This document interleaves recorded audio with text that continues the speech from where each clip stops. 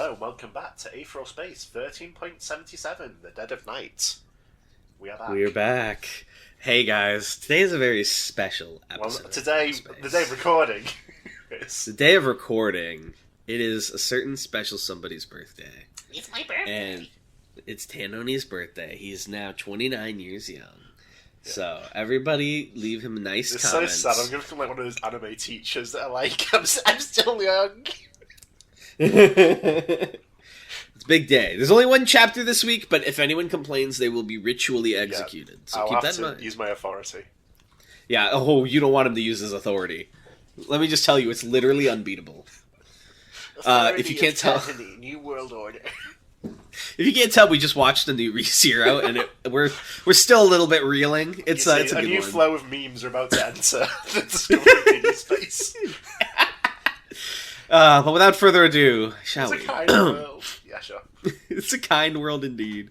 The night was bright and wild. Ruth Blaine walked through the crowds that filled the streets of Azumha, her gaze fixed firmly ahead. Tonight, her eyes were tarnished blue and her hair a dull gold. Wu Ming had used one of his abilities to temporarily alter her appearance. It made sense. For a mission like this, a disguise was necessary. She stopped as a gang of children came screeching past, chasing after each other in some game. They were wearing masks, cheap, oversized raven masks, no doubt bought from one of the many stalls that lined the streets tonight. During her reign, Renee the Raven had killed so many people, disappeared her political opponents, filed down free speech until it barely existed. And now kids ran down the street playing as her. It seemed the supremacy always took the legacies back. The stalls were selling more than masks, though. Pungent food and tacky souvenirs for the tourist masses who had made their way to Azumha for the Dawn contest. Figurines and portraits of the many contestants who had already dropped out. Ruth even saw a guy selling Jagan Hadrian t-shirts. The face of her friend inevitably stretched out to frog-like proportions. That's awesome! Can you sell this as merch? Sure, put it just dropped. Despite everything, that made her smile. She looked up towards her destination in the sky, the arena of the Absolute, silhouetted against the moon with countless shuttles flowing up into it like flies to a corpse. Somewhere in that arena, her target was getting ready to watch the end of the Dawn contest. Somewhere in that arena, the shepherdess was waiting. It was strange. She walked to the arena with revenge in her heart, but if anything, her fury now seemed to be cold. Alice, Rex. Their absence was still a wound, to be sure, but it was one that Ruth could learn to walk with. Those piles of dust in her dreams. If she just imagined they were objects, not corpses, she could keep going as she needed to. No. You can't do that! You can't do that, This is literally like when their fucking eyes go red. It's like, no, Ruth, you can't. She glanced down at the ticket Wu Ming had given her. First class, giving her access to one of the more comfortable shuttles. And, more importantly, the top level of the arena, where the private booths were. Booth 31CA. If Wu Ming was right, that was where the shepherdess would be. What sort of face would that woman make, Ruth wondered. Would there be fury there? Definitely not fear that Ruth could see. A tiny part of her expected to see smug satisfaction on those lips. That was fine, though. She was a big girl. She could handle a smirking corpse. The night was dark and dead. Ashdel Durin lay face down in the wet grass of Unicorn Park, the shadows of the apex trees resting atop him. He wasn't dead, at least. For fear of alienating Atoi Muzazi, his attackers had decided to take him down non-lethally, and with the injuries he'd already sustained over the evening, Ash's ability to fight back had been limited. He still could have won, though. If he'd finally decided to cash in his life, he surely could have won. But this was a dark and cold place, empty of witnesses and glory. What warrior would choose to gild their gravestone here? So he had fought below his capacity, and he had not fought well enough. As Ashdel Durin lay there, mind submerged in unconsciousness, he heard the words of the demon spear over and over and over again. Weakling, weakling, weakling. Ruth crossed her arms, leaning back in her seat as the shuttle took off. This was one of the last craft heading for the arena tonight, and so it wasn't especially crowded. Apart from her, there were 15 people at most sitting and talking in the small vessel. The cityscape drifted by outside the window, growing smaller as the shuttle ascended, and Ruth found her eyes drawn to it. Were Bruno and Serena still down there, somewhere? No, not likely. They'd be up at the arena already, if Bruno had their way, waiting for an opportunity to get to Dragon. Faint regret tugged at her. She hadn't had a chance to meet back up with them, had she? Or had she had that chance and decided not to do it? She couldn't recall a moment in which a decision was made. Right now, everything outside of this mission seemed indistinct, incorporeal, vague as smoke. Only the steps she was taking were real. The corpse she was moving towards was the linchpin of reality. Exciting, isn't it? The person sitting next to her said. Ruth turned to look. It was a young cogitant woman, her hair white as snow, her electric blue eyes behind a pair of spectacles. She smiled meekly at Ruth as their eyes met. Sorry, what? Ruth mumbled, her own voice sounding alien to her ears. Exciting, the cogitant woman repeated. The Dawn contest, I mean? The final, specifically. It's a historic occasion, you know? Right. Yeah. Did you know that if Dragon Hadrian wins, he'll be the 7th Cogitant Supreme ever? 8th if you count Dr. Marlin. A lot of people don't count Dr. Marlin. Do you think Hadrian will win? Ruth found herself asking. He's really strong, the woman replied excitedly. I think he's got a very good shot. I checked the betting sites before I came out, and the odds look really good for him. I mean, that's all based on demonstrated performance, and nobody's seen much of what the air can do, but still, you know, what else is there to go off of? Huh. Regardless of who wins, the cogitant said, fidgeting, the banquet afterwards is going to be crazy this time. There are already rumors that drones from the Hive of Malkuth have been lurking around, and they say the Sixth Den's been spotted. One of my online friends, they work at a spaceport, says that someone was smuggling an armored chassis on World 2. And guess who it belongs to? Outside another shuttle, small and silver, zoomed past, overtaking the rest of the swarm as it flew to the arena of the Absolute. The cogitant woman's blue eyes tracked it excitedly as it went. The moment it was out of sight, she whipped her head back to Ruth. Did you see that? She asked. That's Ascendant General Toll's personal shuttle. He's probably in there, you know, heading to watch the finals with his honest men. Those are his personal bodyguards. There used to be a different team of them, but most of them died at Elysian Fields, except from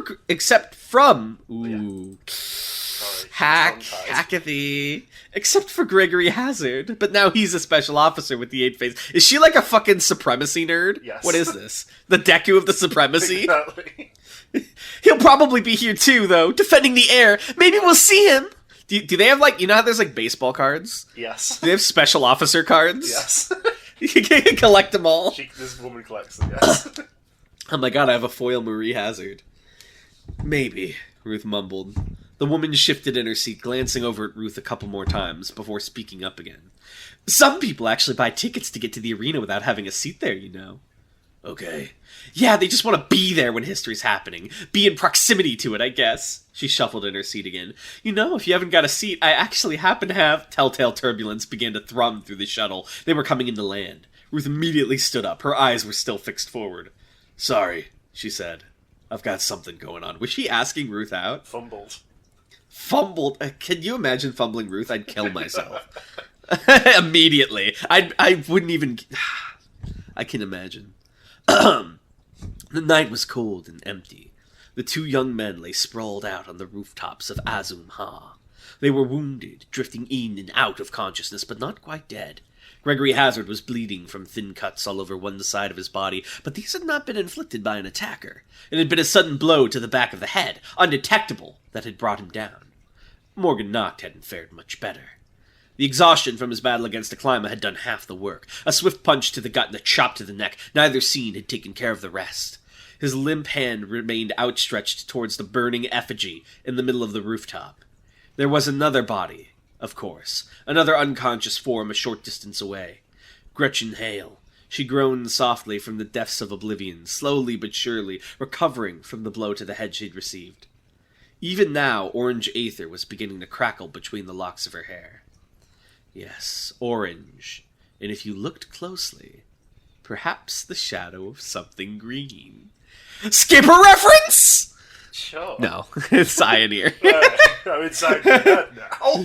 Does Ioneer have green aether, though? I thought his was, like, purple. Oh. It's funny. I'm like, yummy Yugi. Who's this mysterious knockout assassin? Ruth Blaine walked through halls not meant for her. This was a place for the rich and the vile. She could tell that immediately. Parades of servants shepherded their masters to their observation booths. Celebrities and military officials and ministers alike. Like the cogitant woman had pointed out, the Ascendant General was here, as well as the new commissioner of the special officers. The titans of the supremacy were gathering to see what their next terror was going to look like. Ruth found vague thoughts bouncing through her head as she walked. What would Skipper have done if he was here? What would Skipper have done if he could see all this? He'd have stopped it. She didn't know how, but he'd have stopped it. He'd have figured something out. He'd have brought Dragon home and found Bruno and Serena and saved Ruth's friends from that witch. She didn't know how, but he'd have done it. Because he was a hero. Ruth stopped walking and looked up. She'd made it. Booth 31CA, where the shepherdess would be waiting for her. It was out of the way, so far down these halls that not a single other person now accompanied her as she looked up at it. That was no surprise. Based on what Wu Ming had said, the shepherdess would want to stay away from prying eyes. A long stairway stretched up, lit dimly from below, making it look like a passage into the void. This was a place that ate people. This was a world that ate people. Alice Rex, Ruth climbed. In the end, she knew all of this was her fault. Bruno had suggested it, but she had been the one to push her team into coming to Azum Ha. They'd acted as if it were no big deal, but she knew that wasn't truly the case. They must have died resenting her. Alice Rex, it was the same every time. She got people caught up in her own idiocy and dragged them down with her. It had happened back home. It had happened on Elysian Fields. It had happened again here. This was her sin. A sin she had to make amends for. Alice Rex, she was strong now. Stronger even than she'd been before. She had the power she needed to make amends. The power to dig her claws into the shepherdess's chest and rip out her heart. She pictured it, cold and limp in her hand, finally still after 1,000 years of beating. The image didn't conjure much satisfaction. Alice Rex! She understood why, of course. Even if the shepherdess had been the one to strike the final blows, it had been Ruth's actions, her stubbornness that had killed her friends. It had been Ruth's actions, her weakness that had torn the crew apart. It had been her actions, her failure to follow through that had caused all of this. Alice Rex! The only real murderer here was her. Just like last time. A filleted corpse strapped to a post. Alice Rex.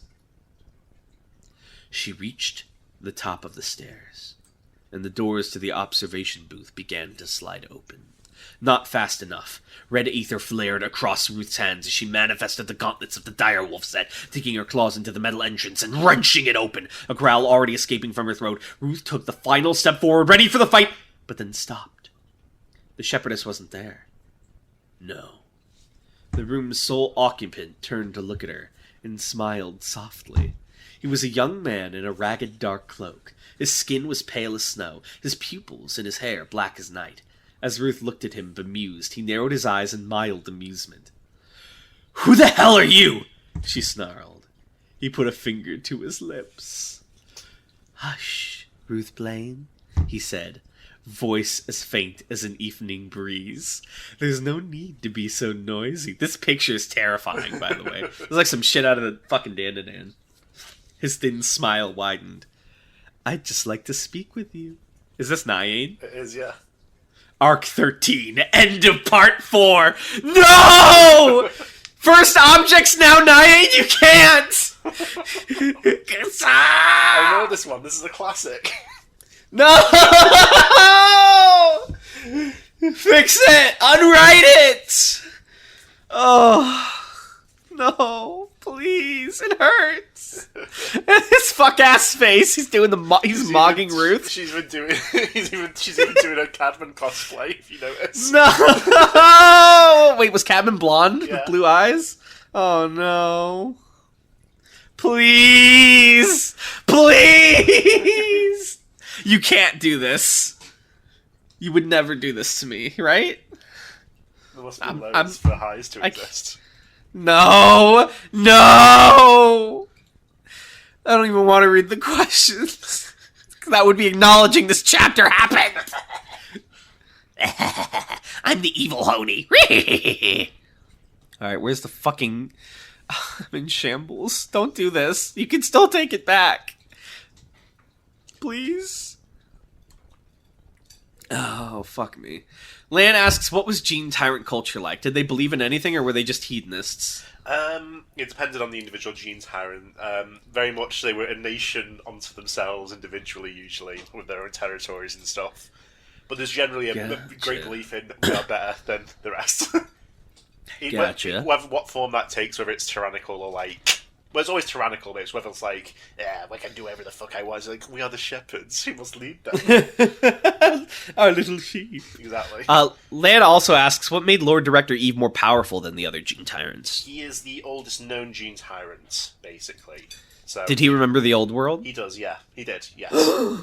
He has the lore. Do you think he just makes Vine references? He's like, sorry, before and he your also time. had, like, they got that precognition stuff they can do. He was like the best at it. He's good looking like hundreds of years.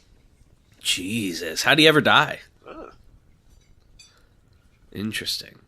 Rurum asks, are there any living descendants of a previous Supreme other than Aklama, and what are their standing? They're around. Generally, they are considered... If they are not eliminated... There's no official policy, but if they are not eliminated by a successor who doesn't want like potential opponents rising up, they don't have any sort of official position. Do they have fame? Are they like Instagram stars? They could be. They could leverage it, yeah. But it's like I'm actually Renee's great granddaughter. Like Henry, like pissed off everyone in the galaxy by being like a fucking serial killer. So if Nine was chill, he would not have lasted long post Henry. All right, and then last one before I leave it off. I know the answer to this, but I'm asking it. Okay. Greenie asks, who is Tan's favorite character? My favorite character. I know who it is, and if I'm wrong, I have to eat my shoe. Oh, fuck. But, I like Dragon as well. That's why I wrote it's... Alright, I have to eat my shoe. Sorry, Greenie. I guessed Nyane. I thought Nyane was your favorite. Nyane's in the top 5, I would say, that I enjoy writing. Oh, God. You're so fake. Alright. I'm a fake fan. Start here. Well, thank you all for listening. I'm gonna go cry. We'll see you next time. Bye. Bye.